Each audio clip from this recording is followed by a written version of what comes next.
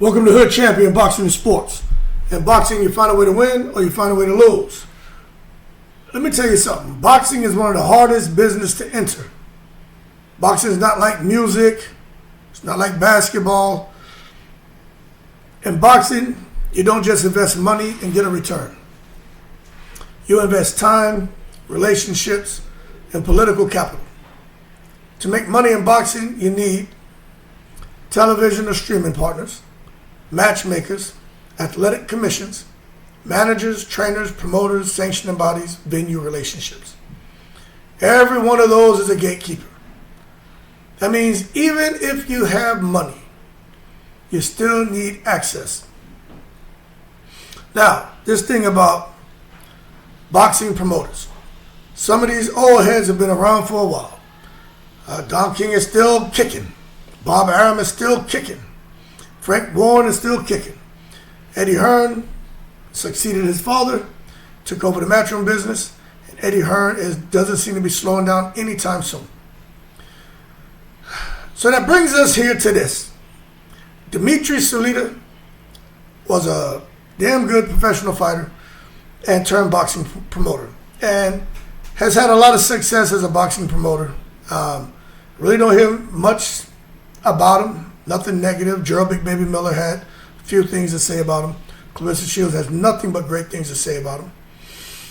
But it's a bit interesting, okay?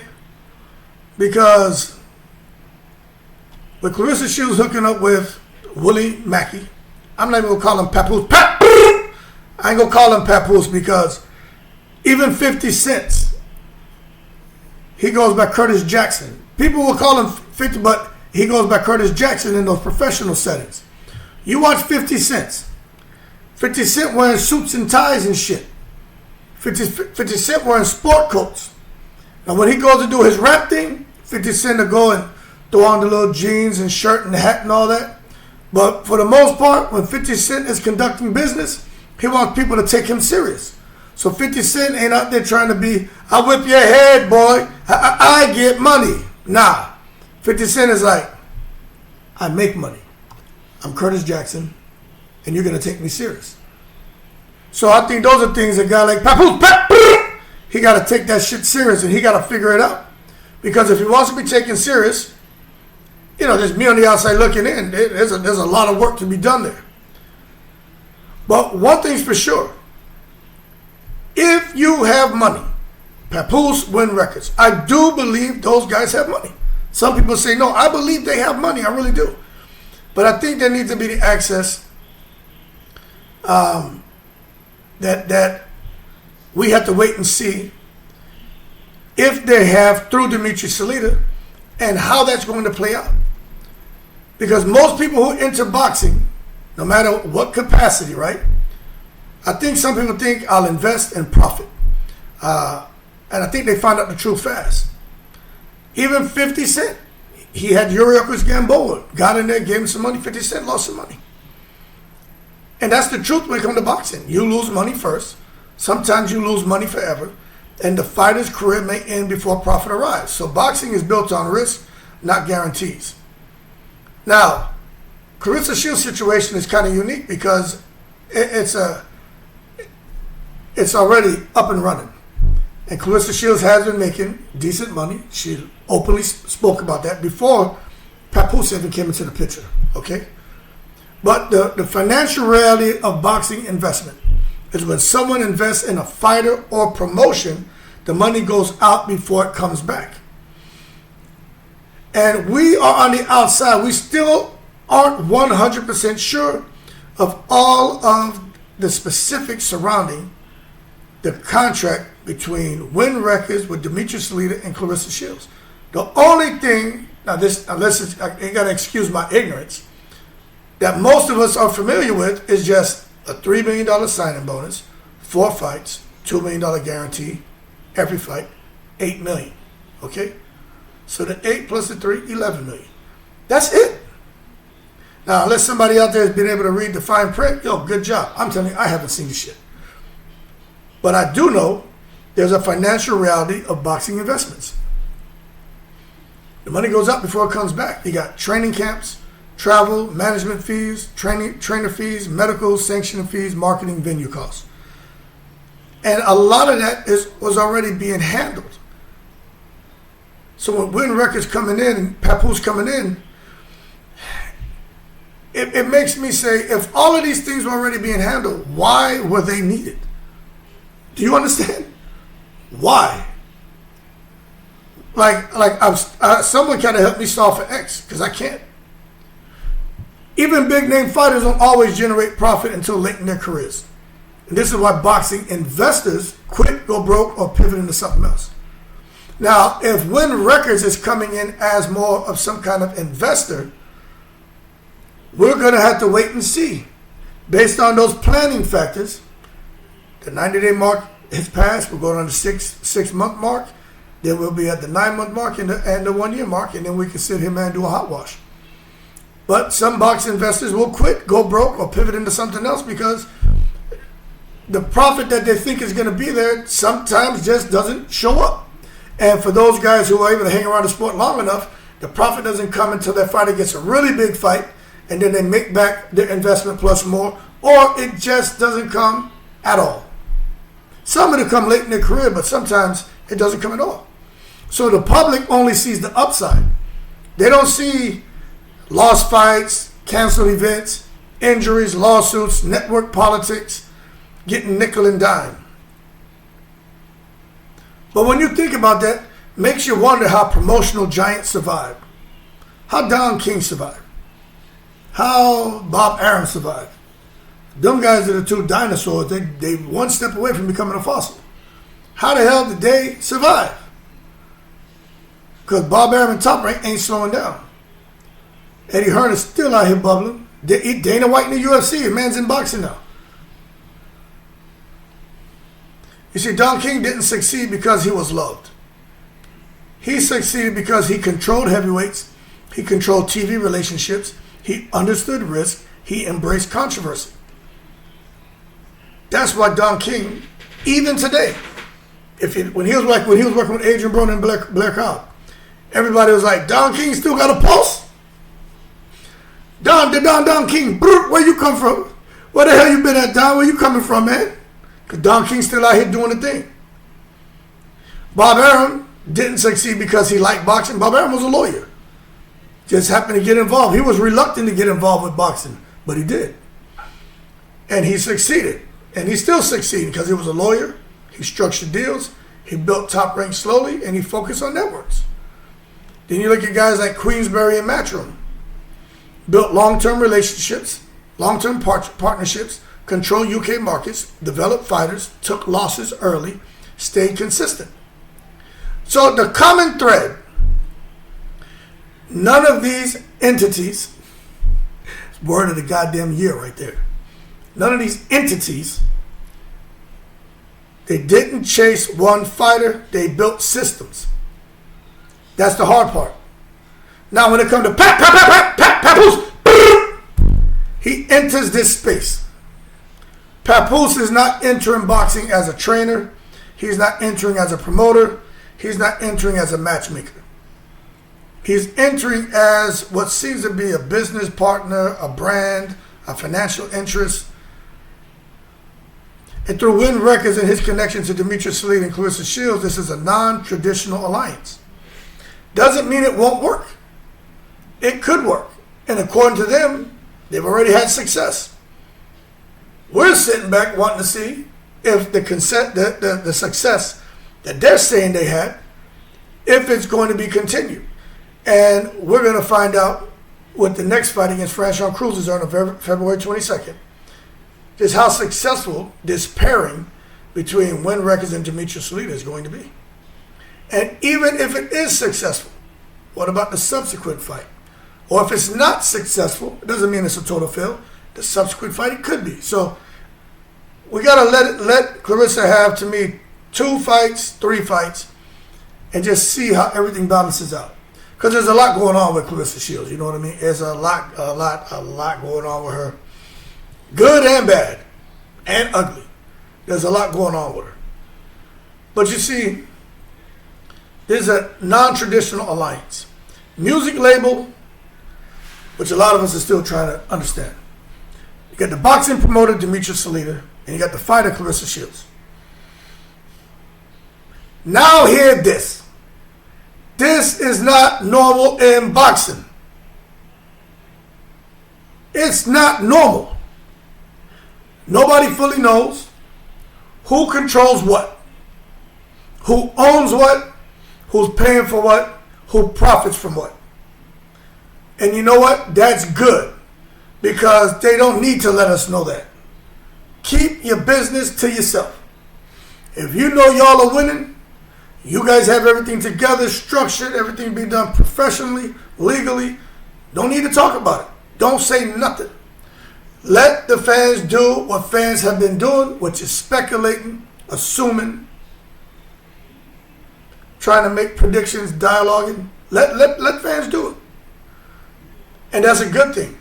But unfortunately, when you go that route, which I think is the right route, the professional route, is just to listen a whole lot and shut up. You know what I'm saying? Fans are going to be skeptical. That's one thing. When you don't come out here on social media and start talking and saying things, these people are negative as hell. Oh, they're so negative. They just want you to tell them something. They want you to give them what they want. They want you to tell them something. Don't tell them shit. Let them be skeptical. Let them speculate. Let them sit there and be miserable. Keep squeezing their asses. Because I'm telling you right now, even I'm sitting here like, yo, what the hell's going on? I don't know what to think about this Claressa Shields, Papoose, that Papoose bullshit, the whole deal. I don't know. But I'll tell you this, the smart people, man. I know people get caught up in all the bullshit when it comes to Claressa and Papoose. Let me tell you, this Wynn Records, man, these people are smart people. These are smart people. I don't care what y'all say. I listen to them, man. They're smart people. But at the end of the day, when it comes to Papoose, there's been all kind of stuff said about Papoose. Nobody really cared too much about him until, you know, all the flare-up, unfortunately, with his personal shit and Claressa Shields, and, you know, and a lot of people right now are looking at him totally different. But the question for me is, right, all I care about is the boxing. And I'm wondering, will Papoose prove people wrong? Will he prove that he really does know what he's doing when it comes to boxing and music, and being able to coalesce efforts between Wynn Records and Dmitry Salita? But I think we need to try to define the meaning of success. Okay? Now, if success means, this is where, you know, some people are like, what the hell's going on here? Turning Claressa into a crossover star, then maybe he could. She want to be a rapper? And you know, if that's the direction she want to go, cool. Maybe he could turn Claressa into a crossover star. I have my own opinion on that. She's the top 1% of her field. I definitely think if she's going to do music, it should be clean. But they can do what they want. I think she should be going a totally different direction. But hey, what do I know, right? I'm just a retired guy who chills, who doesn't work. I don't have nothing. I don't see nothing. I don't smell nothing. I don't taste nothing. Nothing from nothing, leave nothing. I'm just here in the goddamn breeze. But I wonder if Papoose and Wynn Records can find a way, or if they've already done so, to monetize her, Claressa Shields, outside of boxing. Create new revenue streams. Improve her financial position. So if that's success, then, you know, it's possible. It's possible.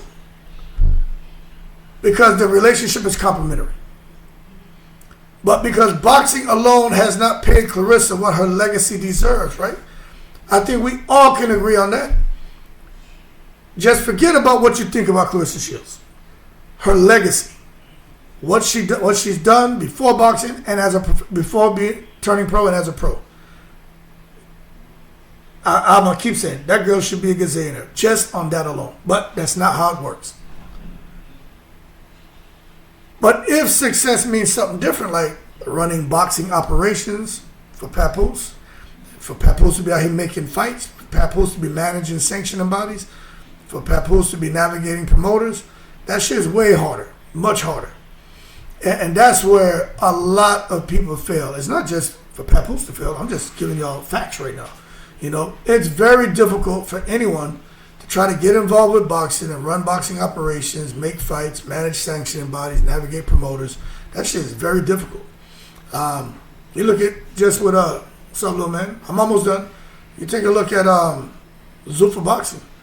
You know, Dana White wasn't able to get involved with boxing the way he wanted to until Turki Al-Sheikh became the co-owner of Zuffa Boxing, and he's affording Zuffa Boxing $10 million a year. So there's zero financial risk to Dana White. You know, so when you look at that, someone's gonna have to have some serious Wu-Tang cream, cha-ching ching, dollar bill, y'all. And I don't know what they have, but I do know that that's where many people fail. And there are roadblocks that a lot of, you know, individuals face, and Papoose could be one, and Wynn Records, when they decide to get involved with the sport of boxing. Now, they do have Dmitry Salita there, so Papoose and Wynn Records, they're not out here as a one-man show trying to do it by themselves. Dmitry Salita has been handling a lot of this stuff before, and they're going to continue handling it. So it just seems like it's a twofold approach, dual-headed type approach, where Wynn Records focuses on things that they're familiar with and they've been successful with, and Dmitry Salita focuses on the boxing aspect. But I don't think, and I would hope, that Papoose isn't trying to get involved in the boxing politics, network negotiations, gender pay gaps, event risk, ticket sales, sponsorship reluctance, public backlash, personal relationships mixing with business. You know, that's where he's going to run into some serious roadblocks, because no matter how charismatic you are, you know, when you start getting into these circles, if you don't know what you're doing and what you're talking about, people are going to look at you crazy. And doors are either going to abruptly close in your face or quietly close on you, and they ain't going to reopen. But that's what Dmitry Salita has been navigating, Dmitry Salita Promotions, for quite some time, and he should be able to handle that. I just want to see just how far is all this going to go, with Papoose getting up there during press conferences and rapping about Claressa Shields and the whip appeal and promoting his stuff. You know, I'm not saying there's nothing wrong with it. Like, for me on the outside, I'm like, you know, hey, they got the opportunity. Seize the moment. And, you know, you're promoting her, obviously, but promote Wynn Records, promote your music. I mean, obviously they've all discussed it, you know, collectively, and brainstorm, hey, how are we going to approach the press conference? And I'm sure that's something they talked about. Well, we're going to do this, that, and they all agree. Even if there's some disagreements, I'm sure they say, okay, look, we agree on 8 out of 10 things, but when we go out here, we just need to all show the same face, smiles on our face, and we need to be on the same page. And that's the shit that I'm accustomed to when it comes to being in a professional setting. You know, no matter what we disagree on behind closed doors, when we go out here in front of these people, we're all going to sit here and be in agreement. And if you can't do that, that's where you have issues. That's just being professional, man. Okay?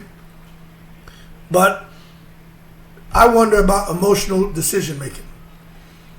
Because when love and business mix, and this is why so many people are paying attention to this whole thing with Dmitry Salita Promotions, Wynn Records, Papoose, and Claressa, because of the relationship between Papoose and Claressa.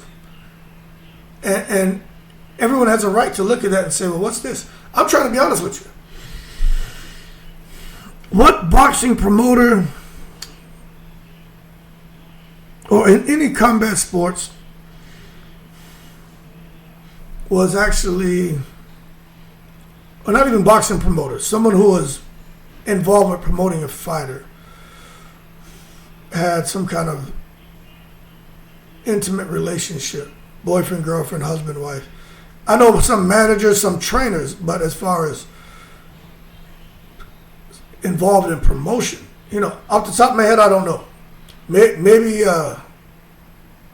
that has existed or does exist. I just don't know. But what I do know is the one that's being talked about the most right now is the whole thing with Papoose and Claressa. But my thing is, they can do what they want, but when love and business mix, some people are saying, yo, judgment can be blurred, ego can enter, defensiveness replaces strategy. And that's dangerous when it comes to promoting a boxer, be involved in that promotion aspect of boxing. because there are a lot of people who have opinions, and it will cause someone who's really, cares about somebody to come out and want to defend them. And so it's no longer just about getting in front of a microphone and being professional, or getting behind a keyboard and being professional. You find yourself coming out here sending texts and tweets and going to people's DMs and saying stupid shit, where a person can sit there and take, and I ain't talking about Claressa, and they can come in there and screenshot your shit and put you on blast and make you look stupid too. But not everybody is like that. But there are people out there who will come out there and make you look crazy. And again, where you're supposed to be a professional, for people to take you serious, it just takes one lapse in your emotional discipline for someone to come out here now and have you lose all of your credibility in the world. So the deal is still interesting. It's still very interesting. But this partnership suggests they just seem to be trying something different. That's how I take it. They're trying something different. They've tried traditional routes. They're thinking beyond fight purses. They're really thinking big. And they have a vision. And they're trying to lay out that vision. And we have to wait and see if at least this portion of the vision is going to be successful on February 22nd. But if Wynn Records helps Claressa secure endorsements, get media placement, create really good content, and build the right narratives, then boxing becomes only one part of her income. That's smart business. But as far as people, why people are concerned or just hating, I think some are concerned, some are hating, some are curious, right? That's because nobody sees the structure. Nobody sees the contracts. Nobody sees the safeguards. And boxing history is full of fighters being misled. Fighters trusting the wrong people. Fighters losing money. When it comes to boxing, when it comes to fighters, they are the prize. Nobody makes money without the effing fighter. And how do young people say, facts, facts? Or what is it? For real, fur, right? And that's just the reality of it, man. Fighters being misled, trusting the wrong people, losing money. So I've listened to a lot of the people out there, and not everyone is doubting love. They just doubt the business experience. It's because they don't know. Okay? So the big question, Papoose, and he got up there at the press conference, and is he helping or is he hurting? I don't know. But I'm looking at this from a boxing perspective, someone who has a vested interest in her as an investment, because that's what she is, right? Forget the boyfriend, girlfriend, want to have 7 kids, and will you marry me and all that. Forget that bullshit. She is an investment. This is business here. Okay? So the best case, he protects her. Okay? He manages to expand her brand. Whether we agree with how they choose to expand it or not, if he can somehow expand her brand and get her some real money, and then he creates leverage for her, then that would be good. Best case scenario, right? Worst case is, for some reason, trouble in paradise. Now he isolates her. He creates conflict with her. You know, if something's happening behind the scenes, that shit gonna come out. She can't keep nothing to herself. And then all of a sudden now, maybe all of a sudden Wynn Records and Papoose and those guys, they say they want to get a little more involved with negotiations, because maybe Dmitry Salita wants to go a certain route and they want to go a different way now, because they're like, look, we got money involved in this too, so it ain't going to be, you're not going to sit here have the last say. No, we need to figure this out. You see, so it can all work out, but it could go way left, man. It could go way left. But I just think the truth is going to show. And it's going to show in fight quality. It's going to show in paydays, activity, and career stability. We're going to see if this is just something that's going to be, short-lived, or something that's going to, carry on for quite some time. So the final truth, will Papoose, Dmitry, and Wynn Records prove us all wrong? I don't know. But I'll tell you, I'm not rooting for the downfall. I'm not rooting for them to succeed. I really don't give a shit. It's just interesting to me. You know what I'm saying? But the final truth is boxing is not forgiving. It will eat newcomers with this new idea on, hey, we have a better way of doing things. Okay, hey, yo, hold your horses. Let's not take it to the stupid. Because that's how the boxing ecosystem and the people involved will respond if you come in there and ain't humble and thinking, yeah, y'all getting it wrong. We know what needs to be done here. It will humble dreamers, and it will humble arrogance, and it punishes emotion. But when it comes to what we're seeing, for Papoose, Wynn Records, Claressa, Dmitry, especially for that Papoose and Wynn Records, right? They seem to be smart people. I'm going to go ahead and tell y'all, they seem to be smart. Trying to learn, build slowly, trust the experts, stay disciplined. They could help Claressa long term. They really could. But this thing, they got it. I'll put it in, people have to be emotionally disciplined. But if you start acting emotional, you want to fight critics, argue with critics, rush decisions, trying to control everything, boxing will punish Papoose the same way it's punished thousands before him. So if it works out, great.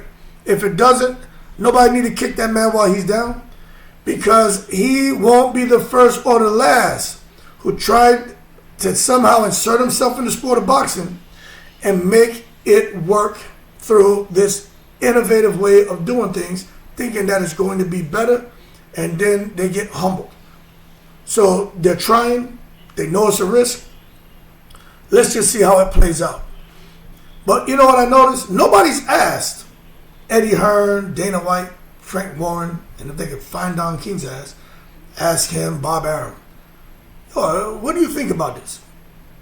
Maybe because nobody cares. Anyway, y'all keep cool. They may have the business experiment that turns into the boxing business blueprint for everybody. We won't know, but we're going to find out soon enough. Keep cool. I'm in the breeze.